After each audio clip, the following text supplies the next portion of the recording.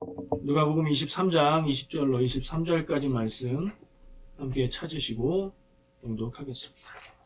빌라도는 예수를 놓고자 하여 다시 그들에게 말하되 그들은 소리질러 이르되 그를 십자가에 못 박게 하소서, 십자가에 못 박게 하소서 하는지라. 빌라도가 세 번째 말하되 이 사람이 무슨 악한 일을 하였느냐. 나는 그에게서 죽일 죄를 찾지 못하였나니 때려서 놓으리라 하니 그들이 큰 소리로 재촉하여 십자가에 못 박기를 구하니 그들의 소리가 이긴지라. 아멘.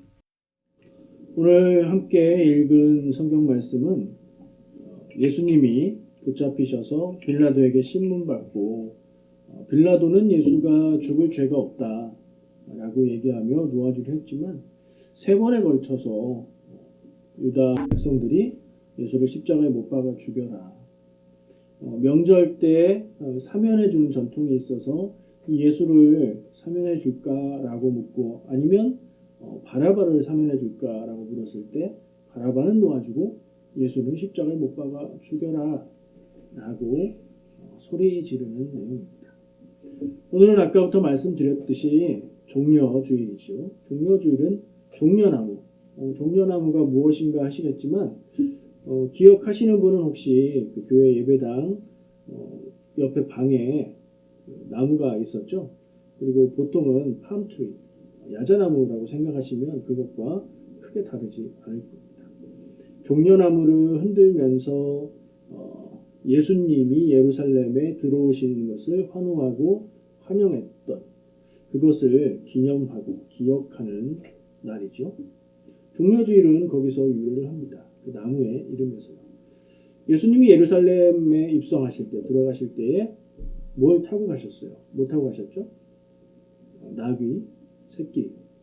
바꿔도 괜찮아요. 새끼, 나귀. 그 의미는 뭐냐면 아무도 아직 타지 않은 나귀였다는 거죠.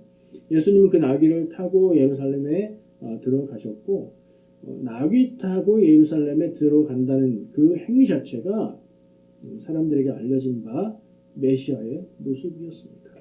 그래서 사람들은 예수님을 환영하고 환호하고 소리질러 소리를 내면서 환영을 했는데 호산나, 호산나의 뜻은 호시아나라는 그 히브리어에서 유래한 것인데 지금 구하옵나니 우리를 구원하소서 시편 118편에 나오는 그 내용이 계속해서 사용되면서 구원의 간구 그리고 구원하실 분을 향한 찬양, 그러니까 그 호산나라는 요청과 목소리는 우리를 구원하실 분 그리스도, 같은 말인 메시아를 향한 환호가 되는 거죠.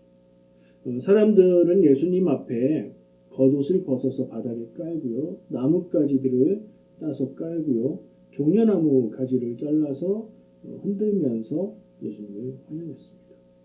종려주의를 생각하면 그 말씀을 기억하고 나누어야 될 것인데 오늘은 그렇게 종려주의를 지내고 지나서 성전에서 여러 가지 일들이 있고 이런저런 일들이 있은 후에 예수님이 십자가에 못 박히기 전에 붙들려서 신문 받으시고 그리고 빌라도는 예수가 죄가 없다고 판단해서 놓아주려고 했으나 유대인들이 소리질러 그에게 압력을 가해서 결국에는 십자가 처형을 받게 되는 그 내용의 말씀을 함께 읽었어요. 의도가 있어서 그랬습니다. 비교하기 위해서였고요. 저는 종려주일에 예수님의 예루살렘 입성을 환영하는 사람들의 모습을 보면 자연스럽게 예수를 십자가에 못 박아 죽여라 라고 외치던 사람들이 떠올랐습니다. 왜냐하면 그 사람들이 같은 사람들이라고 기록되어 있지는 않지만 표현이 같은 말로 표현이 되기 때문입니다. 무슨 말이죠? 무리라고 표현이 되어 있습니다. 무리라는 말, 그룹, 여러 사람들, 대중들, 회중들, 거기에 모여있는 사람들을 가리키는 그리고 불특정 다수를 이야기하는 무리라는 표현으로 예수님을 환호한 사람들도 무리였고 예수님을 십자가에 못 박아 죽이라고 한 사람들도 무리였습니다. 그걸 한번 저는 집중해 보았습니다. 그 생각을 하면서 말씀을 뒤져보고 찾아보고 확인을 해봤죠. 복음서가 네 군데 있고 네 군데 복음서마다 이 내용들은 다 기록되어 있습니다. 근데 구체적으로 읽어보면 예수님의 예루살렘 입성 때에 환영했던 사람들이 다 무리긴 무리인데 조금씩 다르게 표현이 되어 있고요. 예수님의 십자가 처형을 위해서 그를 십자가에 못 박아 죽여라 라고 요구하던 사람들도 무리는 무리인데 조금씩 차이가 있었습니다. 한번 그것을 같이 나눠 보고자 합니다. 저는 이 종려주일의 내용과 이런 무리들의 내용들을 생각하면서 예전 같으면 이 사람들을 마치 연결을 하면서 같은 사람일 수도 있다 얘기하면서 배신자, 아니 어떻게 이 사람들이 예수님을 환호하고 환영하고 메시아라고 그렇게 하면서 또 얼마 지나지 않아서 그를 십자가에 못 박아 죽이라고 이랬을까 하는 입장에서 생각을 많이 했었습니다. 근데 오늘은 입장을 좀 바꾸어 봤습니다. 말씀을 읽고 생각해 보다 보니까 만약에 내가 그 당시 그 시대에 그 자리에 예루살렘에 같이 있었다면 나는 누구의 입장이었을까 하는 생각을 해본 겁니다. 여러분들도 한번 같이 상상해 보시기 바랍니다. 여러분이 만일 지금 현대를 살아가는 사람이 아니라 예수님 당시에 예수님이 예루살렘에 입성하시고 십자가에 죽으실 그때에 거기에 있었고 그 자리에 있었다면 내 지금 살아가는 삶의 모습과 믿음의 상태를 고려할 때 어떤 사람들 속에 있을까요? 하나님의 모든 뜻을 다 알고 순종하기 위해서 길을 가는 예수님을 정확하게 이해하는 그런 입장일 수 있을까요?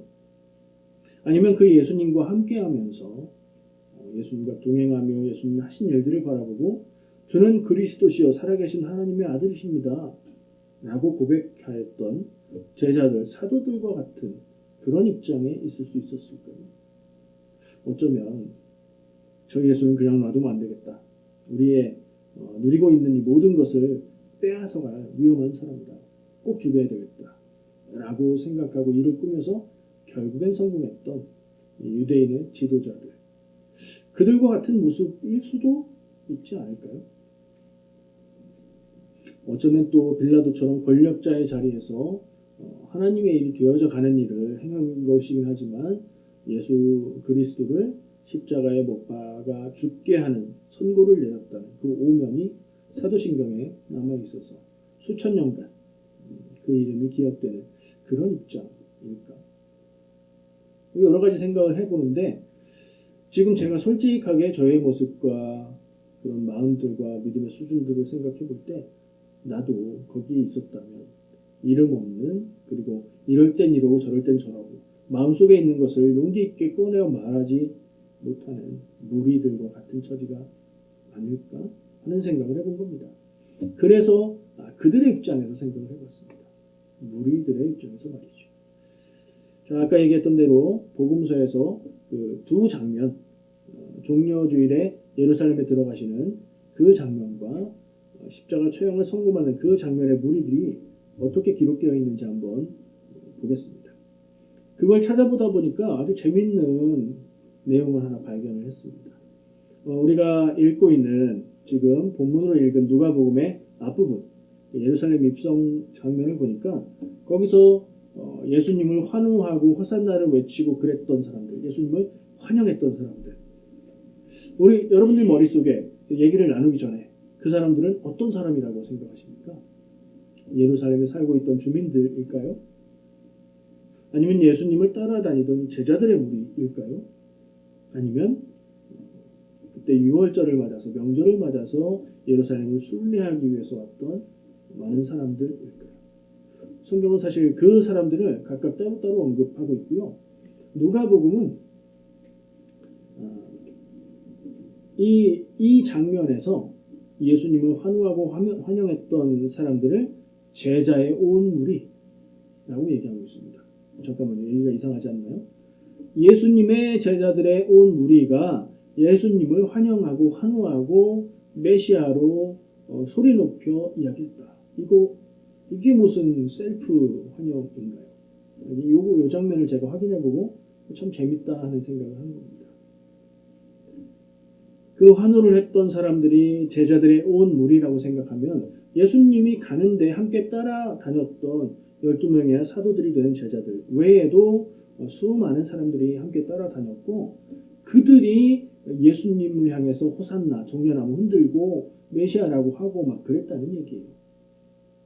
그들 외에 다른 사람들, 예루살렘 주민들 혹은 6월절 순례를 왔던 사람들은 저게 뭔 일인가 쳐다봤는데 예수님의 무리들이 셀프로 예수님을 메시아로 선언하면서 환영하면서 그렇게 했다는 것처럼 누가복음은 기록하고 있어요.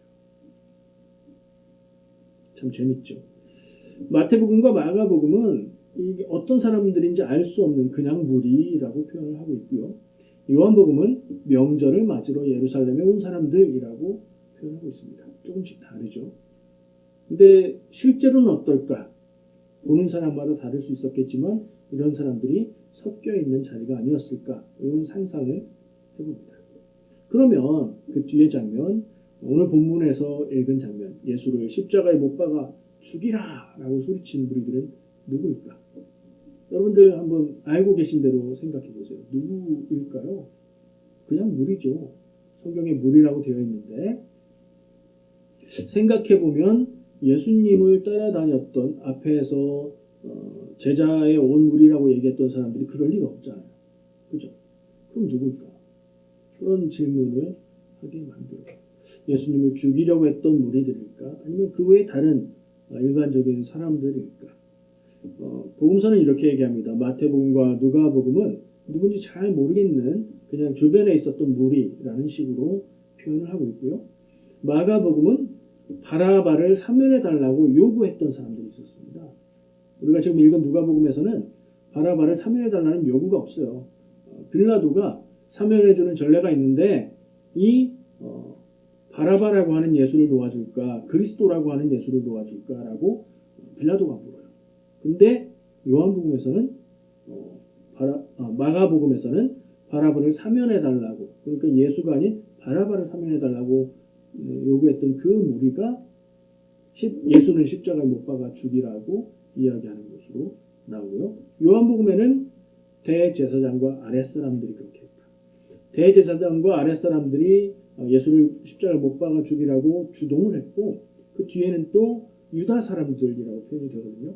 그러니까 이것도 보기에 따라서 대제사장과 아랫사람들과 같은 사람들을 유다 사람들이라고 표현한 것일 수도 있고 두 그룹을 대제사장과 아랫사람들이 주동했고 그 주동에 흔들려서 거기에 따라서 예수를 죽이라고 얘기한 다른 사람들을 생각할 수도 있어요. 복음서마다 기록들이 조금씩 이렇게 다른 초점을 갖고 있습니다. 본 관점이 달라서 그렇겠죠. 이걸 대략 정리해보면 그림이 그런 사람들이 6월절을 맞아서 예루살렘에 많이 순례객들도 있었고 또 예수님과 함께 온 무리들도 역시 그런 순례객들이고 그런 무리들도 있었고 예루살렘 주민들도 있었을 것이고 여러 사람들이 예루살렘에 있었다. 예수님이 들어가실 때 환영하고 환호하는 모습을 아마 제자들의 무리들이 처음 그렇게 시작했을 거고 다른 사람들도 따라와서 그렇게 참여하는 사람들도 있었을 거고 말씀해 보면 예수님 저들이 저렇게 하는 것을 하지 말라고 하십시오라고 말하는 바리새인에 대한 언급도 나오거든요. 그러니까 이거 뭐 하는 거지 하는 그런 사람들도 있었다는 얘기죠. 예수를 죽여라라고 했던 사람들도 어쩌면 예수님과 함께 있었던 사람들이 하나도 없었다라고 말할 수는 없는데 이런저런 사람들이 무리들이 예수를 십자가에 죽이라고 했어요. 같은 사람일까라고 딱 물어보면 그러니까 예수님을 환영한 사람과 죽이라고 한 사람이 같은 사람들일까라고 물으면 이게 잘 겹쳐지진 않아요. 완전히 다른 거잖아요. 근데 살짝은 겹칠 수도 있겠다 하는 생각은 듭니다. 왜 그렇게 생각하냐면 예수를 십자가에 못 박아 죽이라고 소리쳤던 사람들은 예수님을 붙잡아서 대제사장이 산헤드린에서 신문하고 빌라도에게 넘겨서 십자가 처형을 받으려고 하고 또 누가복음에서는 헤롯에게 보내서 헤롯에게 갔다가 다시 빌라도에게 오잖아요. 여러 과정을 거치는데 말씀의 기록에 보면 그 누구도 단 한 명도 예수는 죄가 없다. 예수가 옳다. 그가 벌받을 일을 한 일이 없다. 라고 증언하는 사람이 없었다는 것을 기억해 볼 필요가 있습니다. 적어도 예수님과 함께하고 예수님을 믿고 따랐던 무리들 중에 용기 있게 목소리 내서 그 말을 하는 사람은 없었다. 그 자리에 함께 있었다 할지라도 그들은 이 침묵함으로써 그 두려움에 자기들의 보호를 위해서 숨기고 있었다. 이런 생각을 해볼 때 동조한 것이나 다름없지 않는가 하는 생각으로 기울 수밖에 없는 것 같습니다. 자, 예수님의 사역을 한번 생각해 봤어요. 예수님의 사역 전체를 생각해 볼 때 특징적인 것이 있습니다. 사역의 초반에, 사역 초기에는 예수님이 많은 일을 행하시면서 귀신들이 예수님을 알아보고 하나님의 거룩한 자입니다 막 소리 지를 때 예수님이 어떻게 하셨죠? 하지마, 조용, 쉿. 말을 못하게 하셨어요. 그렇죠? 병 고쳐준 사람들에게도 다른 사람들에게 말하지 말고 가서 제사장에게 보이기만 해라. 이런 식으로 자신이 하시는 일들이 많이 드러나기를 원하지 않으셨어요. 메시아라고 밝히거나 고난당할 것이라는 얘기를 하지도 않으세요. 사역의 초반에는 말이죠. 사역의 후반으로 갈수록 예수님은 자꾸 제자들에게 내가 예루살렘에 가서 붙들려서 고난당하고 죽고 사흘 만에 다시 살아날 거다. 이런 얘기도 자꾸 하시고요. 베드로가 주는 그리스도시요 살아계신 하나님의 아들이십니다 라고 메시아 고백을 했을 때 아니 그 말 아무한테도 하지 마 이러신 게 아니라 이것은 네가 깨달은 게 아니라 성령님이 깨닫게 하신 거다 칭찬하셨죠. 기뻐하셨어요. 자신이 메시아인 것을 점점 말씀하시고 드러내시고 사역의 방향도 명확하게 마지막 때를 향해서 가는 모습을 보여주고 있죠. 그걸 볼 때 예수님의 초반의 모습을 보면서 뭔가 예수님을 바라보고 기대하고 새로운 희망을 갖고 그를 따랐던 사람들 중에 길이 명확해질수록 이게 갈라지는 일들이 생기죠. 어떤 운동에서도 사람들이 모였다가 주도하는 세력들의 밝히는 바가 좀 구체적으로 되어감에 따라서 이거 좀 나와 입장이 달라 하면서 헤어지죠. 무슨 얘기냐면 예수님이 메시아임을 드러내시고 사역의 중심과 초점들을 밝히시고 결정적으로 고난당하고 죽고 부활할 것이다 라는 말씀을 하셨을 때 그 얘기를 들으면서 받아들이지 못하고 좀 다른데 내 생각과 기대와는 다른데 라고 했을 사람들이 생겨나지 않았을까 하는 생각입니다. 증거가 있어요. 증거를 볼 때 뭐가 있냐면 베드로는 예수님이 고난당하고 죽겠다라고 얘기하실 때 뭐라고 했죠? 주님 그럼 안 됩니다. 그 길을 가지 마십시오라고 반대했습니다. 예수님이 하나님의 뜻이라고 말씀하시는 그 길을 향해서 반대했어요. 그건 잘못된 겁니다. 그렇게 하시면 안 됩니다. 생각이 다른 거죠. 기대가 달랐다고 볼 수도 있을 것 같아요. 베드로가 예수님을 사랑하고 예수님과 함께 하고 싶었던 일들에 대한 기대가 그건 아닌 것 같습니다. 이었다는 거죠. 또 한 명 제자들 중에서 드러나고 있는데 또 한 명 예수님을 돈 받고 팔아넘긴 배신자 바로 유다라는 제자도 있죠. 성경에 나온 내용은 아니지만 그 유다의 행적, 배신의 행적 그 이유가 뭘까라는 것을 추측하고 설명하는 많은 설명들 가운데 그가 예수의 길에 실망해서 예수를 극단적으로 길로 몰아서 로마와 유다 지도자들을 쳐내고 그가 영광의 사역을 하기를 바라는 마음에서 그렇게 했지 않았을까라고 상상하는 얘기들도 있습니다. 어쨌든 유다도 예수님을 따랐으나 배신하는 그런 모습이었죠. 제가 지난번에 제자들 중에 배신자들을 언급했던 두 명의 이야기를 했어요. 제자들의 모습이 그럴진데 사도들, 12사도들의 모습이 그럴 건데 다른 사도들은 그 영향이 없었을까? 혹은 예수님을 따르던 그 결속력이 조금은 더 약할 수밖에 없는 그 외에 따르던 사람들 그들 가운데서도 점점 이거 아닌 것 같은데 라고 하는 사람들이 있었지 않았을까요? 무슨 얘기를 제가 하고 있는 거냐면 예수님의 예루살렘 입성과 십자가 죽으신 고난과 그리고 하나님의 일이 되어져가는 그 정점의 순간 붙들려가서 십자가에 죽으시는 그 순간 예수님을 떠나고 예수님께 실망하고 방향이 다르다 라고 했던 사람들이 생겼다는 거예요. 저는 그걸 그 얘기들을 생각하면서 무엇과 연결했냐면 우리의 삶의 어떤 장면하고 이게 저에겐 겹쳤냐면 뭔가 기대대로 되지 않을 때의 느낌하고 겹쳤어요. 여러분들 살면서 많은 기대를 하고 그것을 막 이루고자 노력하고 노력뿐 아니라 하나님 앞에 간절히 기도하고 하시지 않습니까? 저에게는 그런 느낌, 그런 마음, 그런 생각으로 노력하고 기도하고 마음 쓰고 하나님 앞에 간절히 기도했지만 하나님이 이루어 주시지 않았던 경험들이 생각납니다. 아주 많았어요, 사실은. 제가 엉뚱한 생각들을 많이 했는 모양이죠. 여러분들은 어떠십니까? 제가 여러분의 경험을 알지 못하지만 기억해보면 많이 있으실 거라는 생각을 합니다. 우리 믿음의 사람들이니 무엇이든 하나님 앞에 기도하잖아요. 내가 마음에 간절히 원하는 것들, 소원하는 것들, 기대하는 것들이 있으면 기도 안 할 리가 없죠. 근데 그 기도가 다 응답되시던가요? 좀 그 장면을 떠올렸던 겁니다. 그럴 때 어떻게 해야 될까? 자, 어떻게 하는 것이 맞겠습니까? 이런 질문을 하는 순간 성경적인 답이 두 개가 생각이 났어요. 기도에 대한 말씀, 기도에 대한 예수님의 말씀이 하나 떠올랐고요. 또 구약 성경에서 한 장면이 떠올랐습니다. 그 두 개를 살펴볼게요. 기도하고 응답받는 것에 대한 생각을 할 때 우리가 가장 많이 떠올리는 것은 기도하면 들어주신다는 거예요. 우리가 너무나 주저함 없이 그런 말을 합니다. 기도하면 하나님 들어주신다. 간절히 기도해봐. 하나님 들어주실 거야.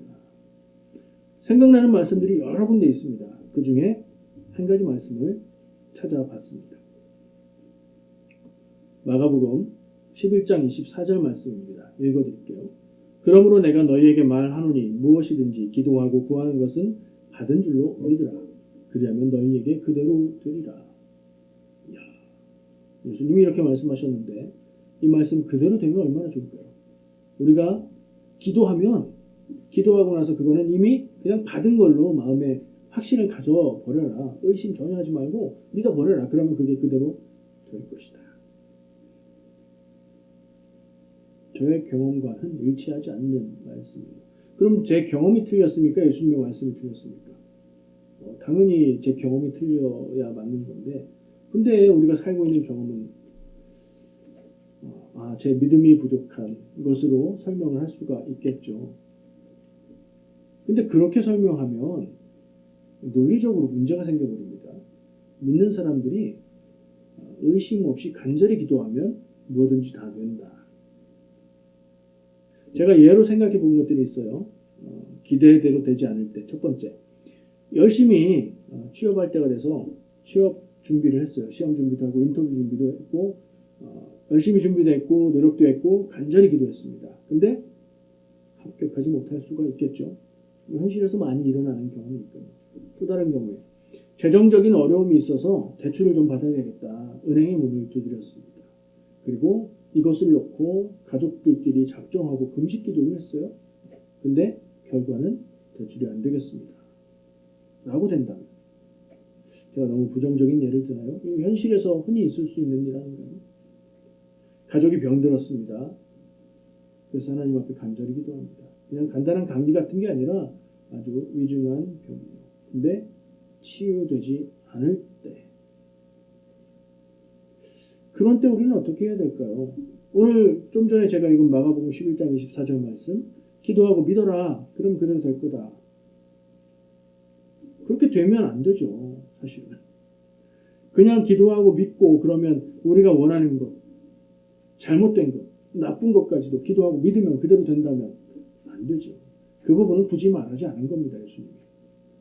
하나님 안에서 온전한 믿음의 간구의 기도를 했을 때에 의심하지 말라. 믿음을 가져라. 라는 강조의 말씀인 것이죠. 그래서 성경 말씀을 문자 그대로, 말 그대로 이해하고자 하는 문자주의는 저는 참 위험하다고 생각합니다. 자, 구약의 이야기가 하나 또 있다고 했죠. 구약 성경의 한 인물의 이야기입니다. 맞춰보세요. 아주 큰 죄를 지었습니다. 하나님께 용서받았습니다. 그러나 모든 것이 다 그냥 용서된 것이 아니라 거저 끝난 게 아니라 무거운 짐을 하나 치러야 했습니다. 바로 아기가 죽는 일이었죠. 기억하세요? 다윗 왕의 이야기입니다. 성경에서 가장 위대한 인물, 가장 위대한 믿음의 모범으로 이야기하고 있는 다윗 왕. 다윗 왕이 죄 지은 일이 있습니다. 밧세바를 범한 일이었죠. 예. 그리고 밧세바와의 사이에서 아기가 태어났습니다. 하나님은 나단을 통해서 다윗의 죄를 지적하셨고요. 그 아기는 하나님이 치셨으므로 병들었다. 이렇게 기록되어 있습니다. 다윗이 어떻게 했습니까? 그 아기를 위해서 일주일간 금식하고 울었다. 원로들이, 대신들이 그 모습을 보고 걱정할 정도로 왕의 건강이 상하는 것이 아닌가 걱정할 정도로 그렇게 하나님 앞에 금식하며 기도하며 울었다. 기도라는 말은 없어요, 말씀에. 근데 금식했다는 말에 금식 기도를 포함하고 있는 것입니다. 근데 그 아기가 죽죠. 간절히 원하고 기도했던 대로 되지 않고 하나님이 말씀하셨던 대로 된 겁니다. 대신들이 걱정해서 말을 못합니다. 왜냐하면 죽기 전에도 저렇게 슬퍼하며 힘들어하고 괴로워하고 있는데 아기가 죽었다고 하면 다윗 왕이 어떻게 될까 걱정했던 거죠.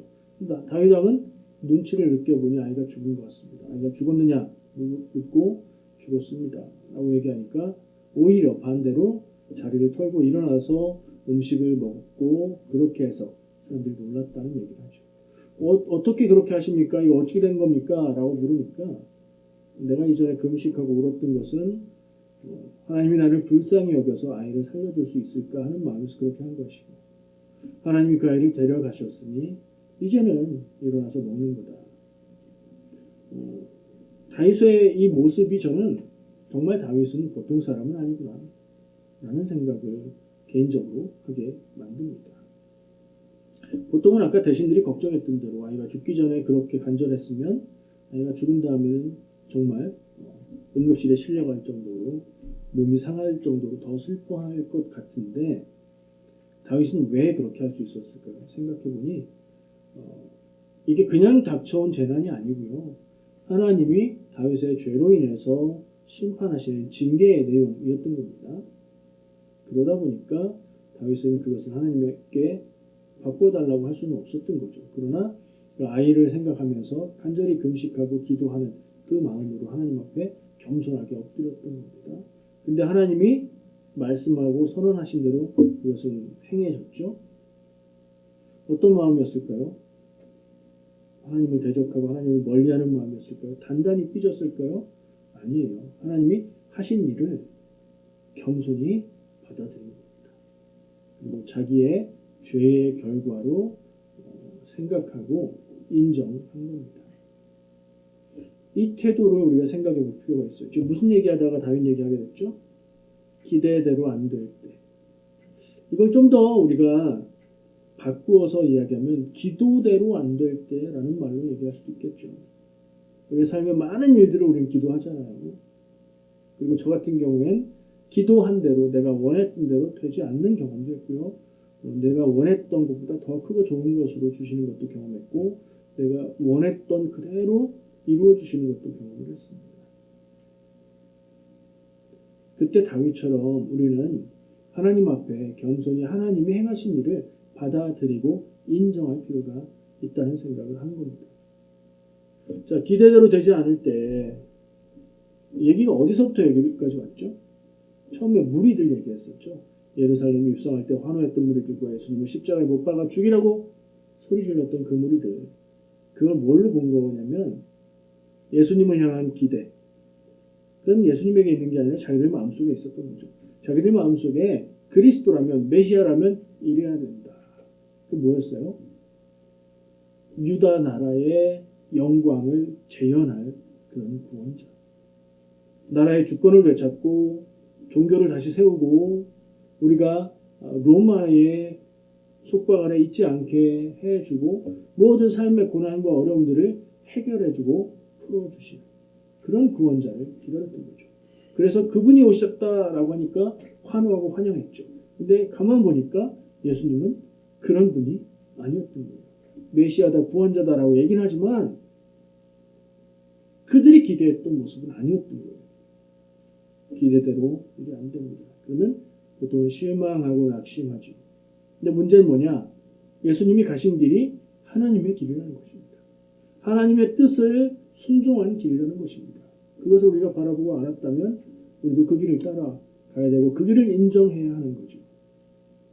근데 사람들은 기대대로 되지 않으니 실망했고 낙심했고 예수님이 붙들려서 재판받고 십자가에 죽으시는 과정, 물론 하나님의 뜻대로 가는 것이었지만 그 과정에서 그 어느 한 사람도 나서서 예수님은 죄가 없다라고 말하지 못했던 것 아닐까.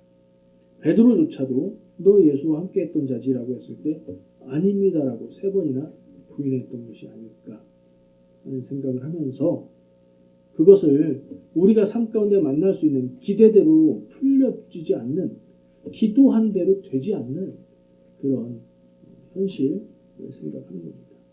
그때 어떻게 하시겠습니까?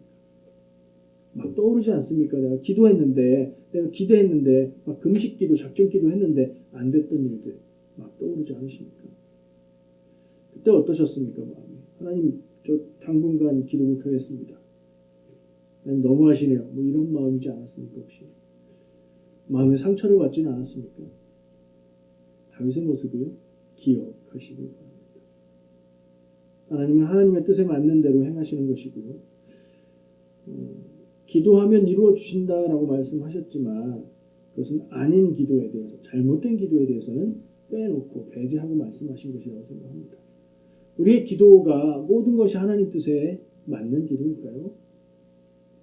내 마음에 맞고 내 욕심에 맞는 기도도 많이 있을 겁니다. 그리고 이것이 하나님의 뜻에 맞지 않고 잘못된 기도도 있을 수 있을 겁니다.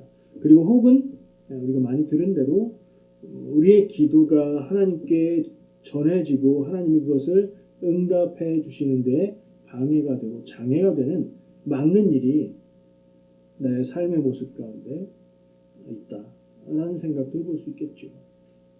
그런 일들을 포함해서 내 기대대로 인생이 풀려지지 않을 때, 내 기도대로 하나님이 인도해 주시지 않을 때 우리는 어떻게 해야 될까? 많은 사람들이 간절히 기도하면 하나님이 들어주신다라고 얘기를 하는데 이런 장면을 만났을 때 그 믿음은 흔들리고 연약해지고 실망하고 낙심하고 무너질 수 있습니다. 그 길을 가지 말아야겠고요. 저는 다윗의 모습에서 그 답을 찾아보았습니다. 안 되는 일은 기도해도 안 되는 게 맞습니다. 잘못된 것은 기도해도 이루어주시지 않는 게 맞는 거죠. 그건 우기면 안 됩니다.